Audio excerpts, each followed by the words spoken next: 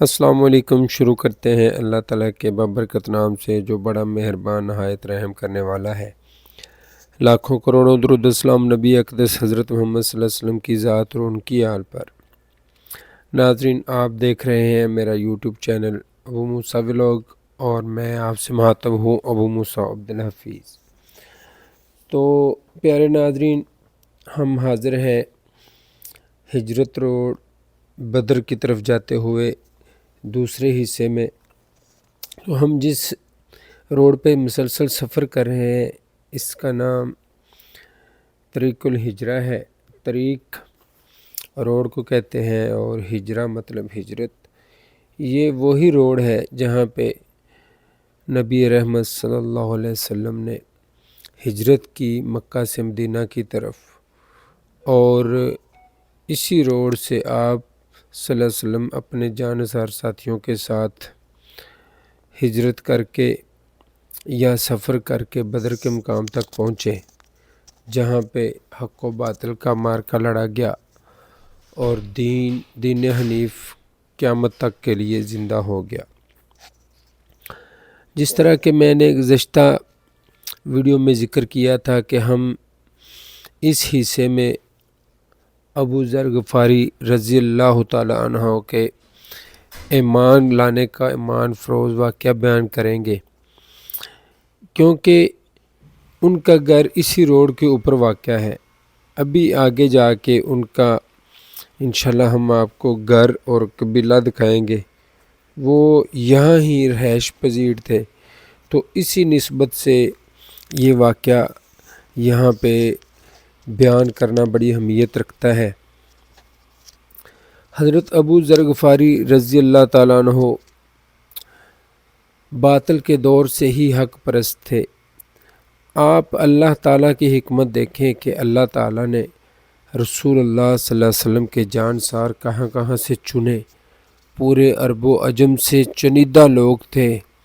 مقدس ہستیوں کو چن چن کے اللہ کے نبی کے دربار میں اللہ تعالیٰ لے کے آئے۔ حضرت ابو ذر غفاری کے بارے میں کتابوں میں آتا ہے کہ آپ دور جہالت میں بھی توحید پرست تھے۔ آپ عبادت گزار تھے۔ جب آپ سے پوچھا جاتا کہ آپ کس کی عبادت کرتے ہیں تو آپ رضی اللہ تعالیٰ فرماتے میں ایک اللہ کی عبادت کرتا ہوں۔ چلتے چلتے وہ دن بھی آ گئے جب نبی رحمت صلی اللہ علیہ وسلم دنیا میں تشریف لے آئے اور انہوں نے نبوت کا اعلان کیا، تو ان تک بھی بات پہنچ گئی کہ مکہ میں ایک آدمی ہے جو نبوت کا دعوت کرتا ہے اور وہ یہی کہتا ہے کہ ایک اللہ کی عبادت کرو۔ تو اسی طرح انہیں اشتیاق ہوا کہ کیوں نہ میں اس نبی کی بیعت کروں اور ان کے بارے میں معلومات اکٹھی کروں تاکہ میں بھی دین اسلام کو قبول کر سکوں۔ تو ابو ذر غفاری نے اپنے چھوٹے بھائی کو مکہ بھیجا، جو تحقیق کر کے آؤ کہ جو میں نے سنا ہے کیا وہ سچ ہے۔ حضرت ابو ذر غفاری کے چھوٹے بھائی مکہ گئے، معلومات اکٹھی کی اور واپس آئے، آ کے بتایا کہ ایسی ہی بات ہے، وہاں پہ ایک نبی ہے، وہ دعویٰ کرتا ہے کہ میں اللہ کا سچا نبی ہوں اور ایک اللہ کو مانو۔ تو حضرت ابو ذر غفاری رضی اللہ تعالیٰ عنہ نے ان کو تسلی نہیں ہوئی، تو انہوں نے خود رہتے سفر باندھا، کوئی سامان ساتھ لیا اور مکہ کے لیے نکلے کہ میں خود جا کے تحقیق کروں۔ آپ رضی اللہ تعالیٰ عنہ جب مکہ پہنچے تو حالات بڑے ہی سخت تھے۔ کفار مکہ کا زور تھا اور چھپ چھپا کے جو چند ایک مسلمان تھے وہ رسول اللہ صلی اللہ علیہ وسلم کی خدمت میں حاضر ہوتے۔ تو آپ رضی اللہ تعالیٰ عنہ جا کے کعبہ میں رک گئے۔ آپ کے پاس ایک دو دن کا کھانے کا سامان تھا۔ اچھا، یہاں آپ یہ پہلے دیکھ لیں، یہ دائیں سائڈ پہ آپ کو کچھ گھر نظر آ رہے ہیں اور یہ بائیں طرف بھی ابھی میں تھوڑا سا کلوز کر کے دکھاتا ہوں، اور دائیں طرف بھی میں کوشش کرتا ہوں آپ کو تھوڑا کلوز کر کے دکھاؤں۔ یہ حضرت ابو ذر غفاری کے گھر ہیں، ان کے قبیلے کے گھر ہیں۔ انہی کا قبیلہ اسی ہجرت روڈ کے اوپر واقع تھا۔ رسول اللہ صلی اللہ علیہ وسلم کی آمد سے پہلے سے لے کر بعد میں بہت عرصہ تک، یہاں تک کہ جنگ بدر کے بعد تک بھی یہاں پہ وہ بعد رہے۔ بعد میں وہ ہجرت کر کے مدینہ تشریف لے گئے۔ تو یہاں پہ حضرت ابو ذر غفاری کے قبیلے کا مکمل یہاں پہ ان کے گھر موجود ہے، اور بالکل اپنی اصلی حالت میں 1400 سال پہلے کی جو اصلی حالت میں اسی حالت میں موجود ہے۔ اچھا، تو میں بیان کر رہا تھا کہ جب وہ مکہ پہنچے تو ان کے پاس 1-2 دن کا سامان تھا کھانے کا، تو وہ ختم ہو گیا۔ تو ایک دن ان کی حضرت علی سے ملاقات ہوئی، تو حضرت علی نے ان سے پوچھا کہ اے نوجوان، آپ خیریت سے یہاں آئے ہیں؟ پہلے آپ کو نہیں دیکھا۔ تو انہوں نے تھوڑا سا چھپا لیا کہ یہ نہ ہو کہ میرے اوپر کوئی مسئلہ ہو یا مجھے کسی مزاحمت کا سامنا کرنا پڑے۔ انہوں نے پہلے دن تو بات چھپا لی۔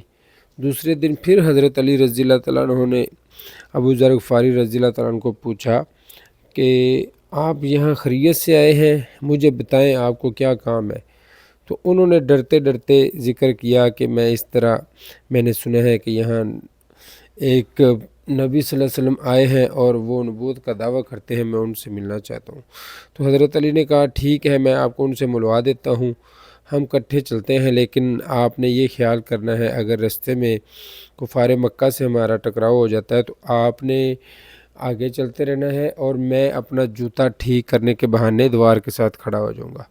تو اسی طرح ابو ذر غفاری کو لے کے حضرت علی رضی اللہ تعالیٰ عنہ نبی پاک صلی اللہ علیہ وسلم کی خدمت میں حاضر ہوئے، اور حضرت ابو ذر غفاری نے اسلام قبول کیا۔ تو ساتھ ہی رسول اللہ صلی اللہ علیہ وسلم نے فرمایا کہ آپ نے بھی اس کا اعلان نہیں کرنا، لیکن حضرت ابو ذر غفاری اپنے قبیلہ میں بھی مشہور تھے، بے باک تھے، نڈر تھے۔ انہوں نے آ کے مکہ کے اندر اعلان کر دیا، کعبہ کے اندر، کہ میں مسلمان ہو گیا ہوں، میں نے رسول اللہ صلی اللہ علیہ وسلم کے ہاتھ پہ بیعت کر لیا۔ تو کفار نے انہیں شدید جدوجہد کیا، بہت مارا۔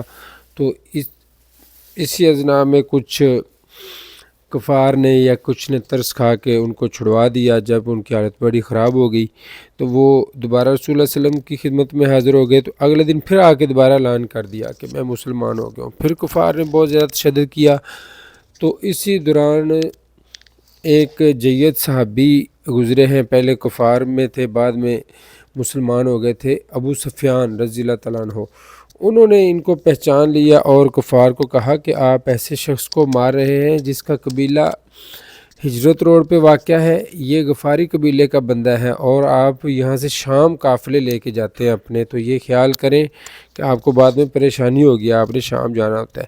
تو اسی طرح حضرت ابو ذر غفاری رضی اللہ تعالیٰ عنہ کو انہوں نے کفار کے ہاتھوں سے چڑھایا، اور رسول اللہ صلی اللہ علیہ وسلم نے حضرت ابو ذر کو کہا کہ آپ واپس اپنے قبیلے جائیں اور وہاں تبلیغ کریں۔ تو یہ ان کا قبول اسلام کا واقعہ ہے۔ انشاءاللہ آنے والے دنوں میں ایک تفصیلی ویڈیو ان کے اوپر بناؤں گا۔ تو ہم الحمدللہ جی مسجد عریش پہنچ چکے ہیں۔ مسجد عریش وہ مقام ہے جہاں رسول اللہ صلی اللہ علیہ وسلم کا خیمہ لگایا گیا تھا جنگ بدر میں۔ تو انشاءاللہ نیکسٹ ویڈیو میں ہم جنگ بدر اور جبل ملائکہ انشاءاللہ تفصیلی ویڈیو لے کے آئیں گے۔ تو یہ سمجھیں کہ جو اگلا حصہ ہوگا ہمارا ویڈیو کا تیسرا حصہ، وہ یہاں ہماری ویڈیو مکمل ہو جائے گی جنگ بدر اور جبل ملائکہ، اس میں سارا ہم انشاءاللہ بیان کریں گے۔ تو دعا میں یاد رکھیں، ملتے ہیں انشاءاللہ جی نیکسٹ ویڈیو میں۔ تو اس میں ہم جنگ بدر کی مکمل انشاءاللہ ہسٹری بیان کریں گے اور ساتھ جبل ملائکہ بھی دیکھیں گے۔ دعا میں یاد رکھیں جی، ملتے ہیں انشاءاللہ نیکسٹ ویڈیو میں۔